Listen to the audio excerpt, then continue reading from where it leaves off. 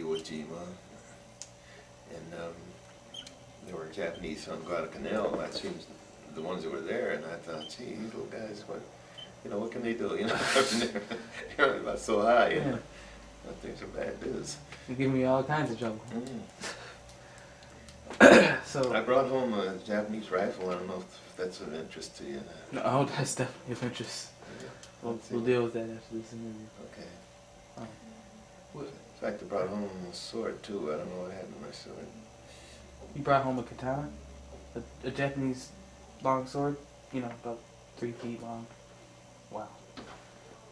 Look, you brought home a lot of souvenirs. I brought those home. I got moved and kind of got... I don't know what happened when I moved and I didn't see it anymore. So well, how... Excuse me. So, when did you, how did you feel when they actually put the atomic bombs down on Nagasaki and Hiroshima? I had some really mixed feelings about that. I realized, and I've thought about that for years and years, actually, I realized that it probably saved my life because we were supposed to be an invasion there. But when I think about how all these women and children and Hundreds of thousands.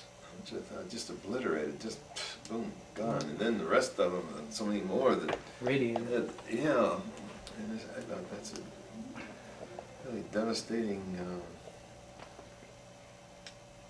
Well, personally, I felt that the Japanese had more than made up for Pearl Harbor with that kind of destruction. Pretty sure.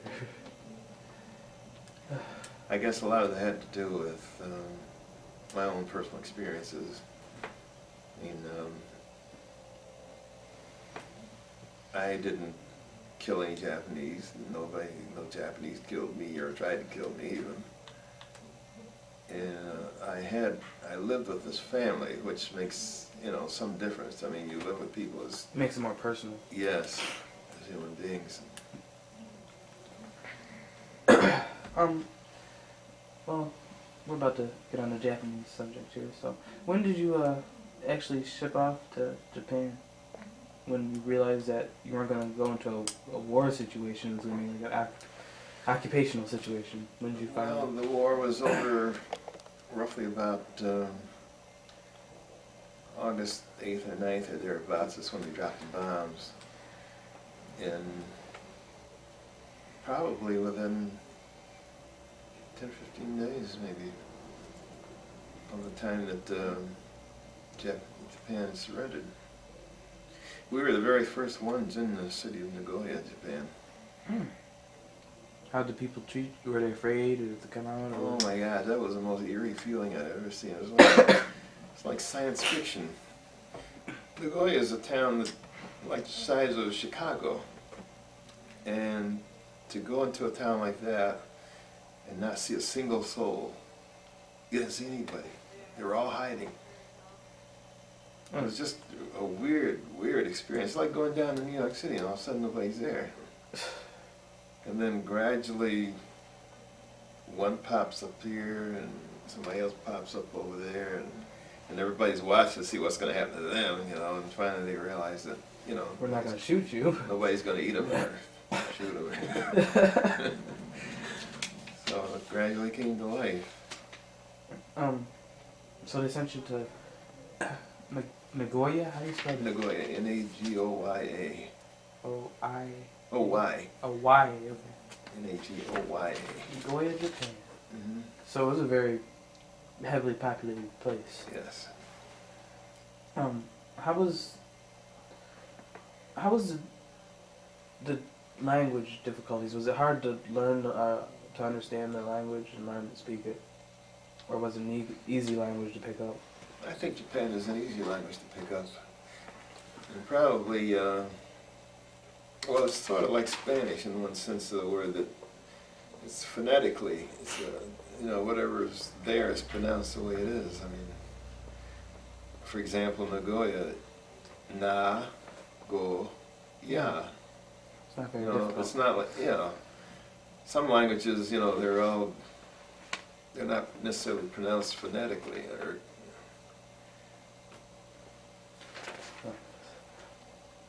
Oh, could you, Coach Anthony wants to know, could you say a sentence in Japanese for us? well, He's been dying to hear it. really? Yeah, he actually had before the interview. He wanted to. Well, Anthony, once you get to a different country, especially if you're in the military, one of the first things you learn is how to communicate with the fairer sex. So then you say, "Watashi wa anata no isimasu," and that means I love you. Or you could say, "Anata utsukushi desu." You are beautiful. Anata utsukushi desu. You're beautiful. You're gonna have to write some of these things down later. Watashi wa anata no isimasu. I love you.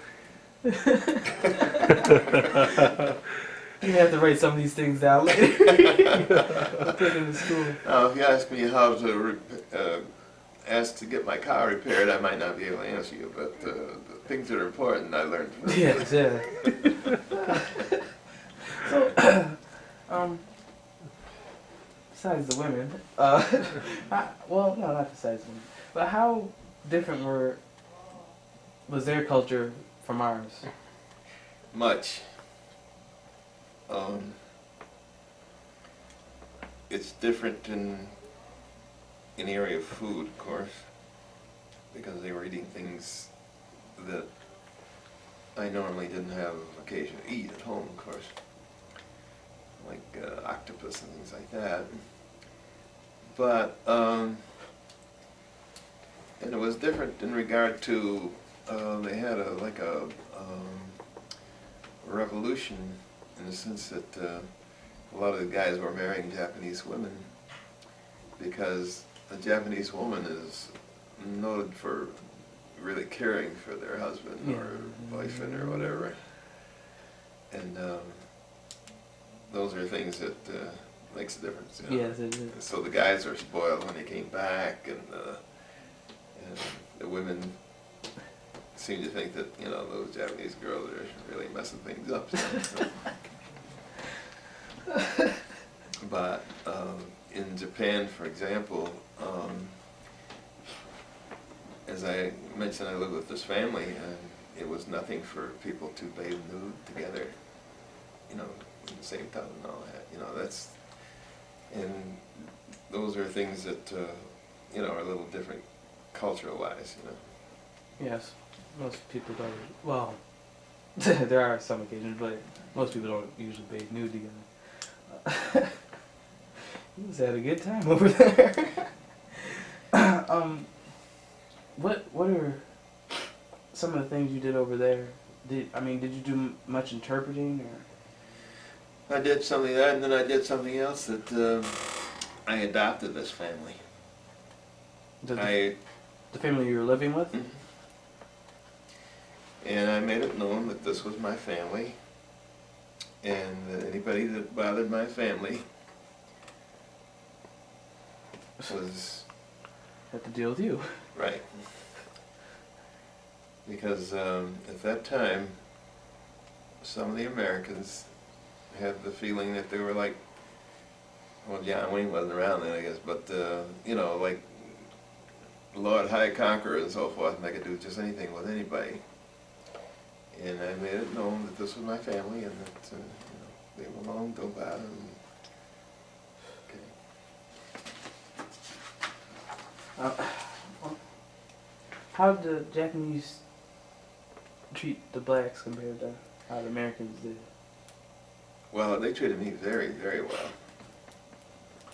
Very well. As I mentioned earlier, I could go through all those dark alleys and taking shortcuts home and so forth, and I never had to even think about anybody bothering me.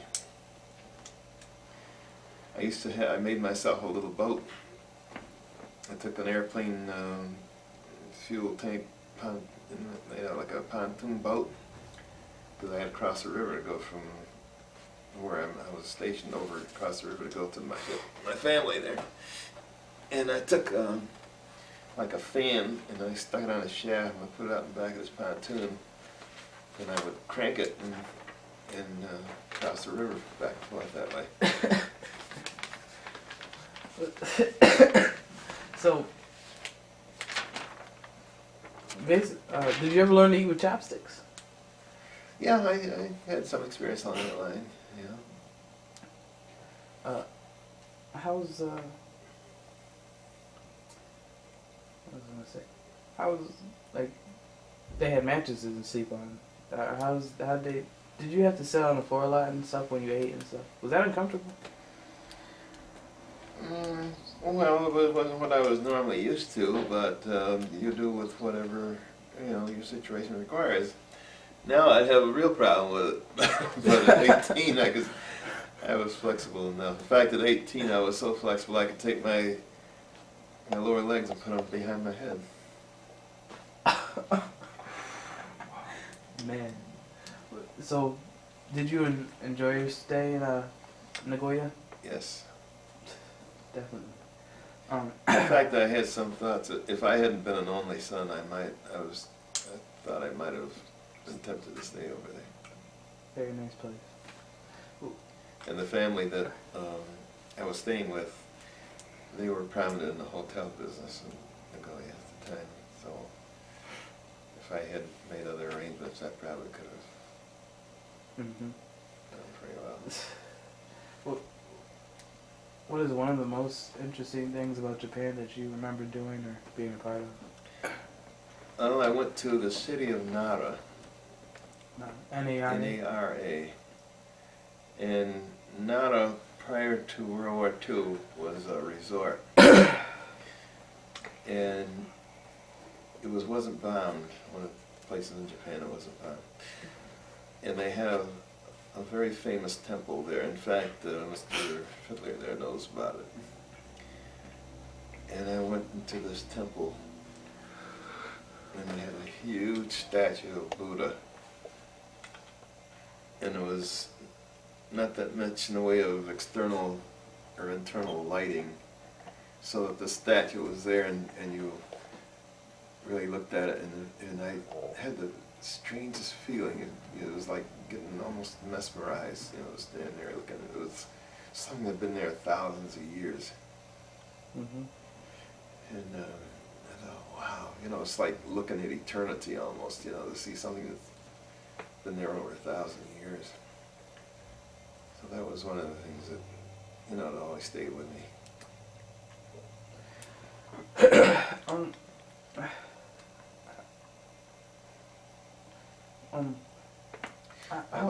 Go ahead.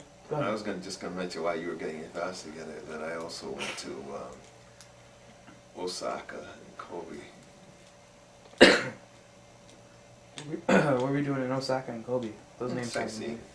Sightseeing. A lot of sights to see. Well, to me, any site's interesting, in a strange country, in a different country, I have a curious mind about people and places. I can see.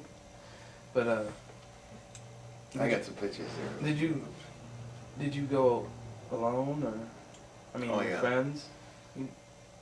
No, I like traveling alone. I had buddies, of course, but outside of the military, I like to go in by myself because I like to go where I want to go and when I want to go and see who I want to see, and have my own. On your own time. Yeah, and you can talk to people better when you're by yourself. You can get to know them. They don't feel generally as threatened as when you got a group or more.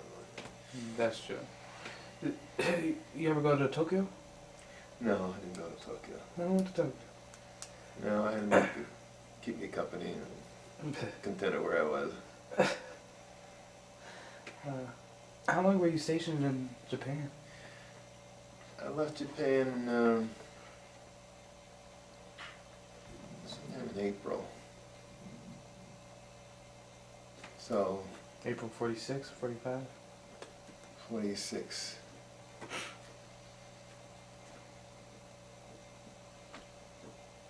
Some I discharged too, but I don't know, I was there, let's see, war ended in September. Actually August, but September, October, November, December, January, February, March, April. That's 8 months. Thereabouts. Let's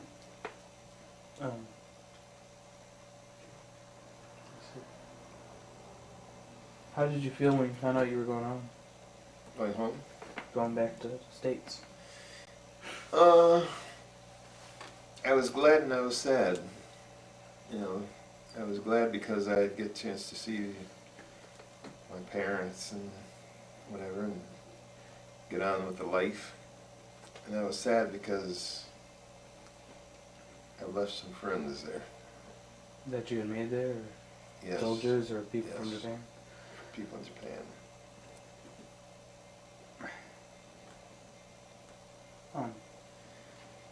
And I was also possibly a little disappointed in the sense that I could have made more money.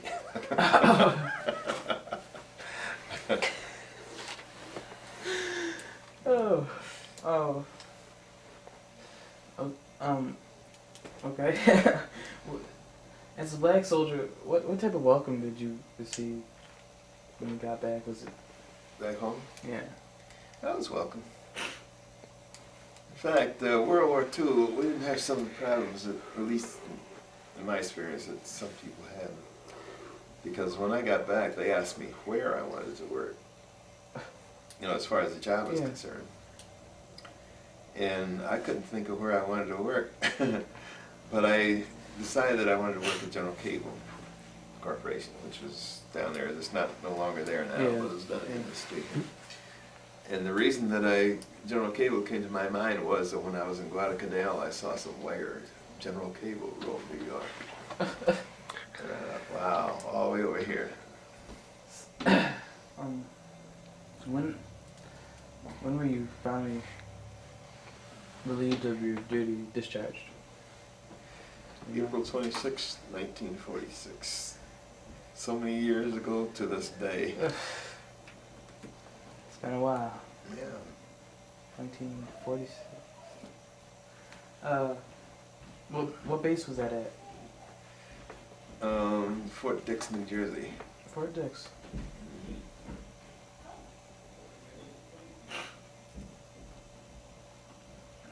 Do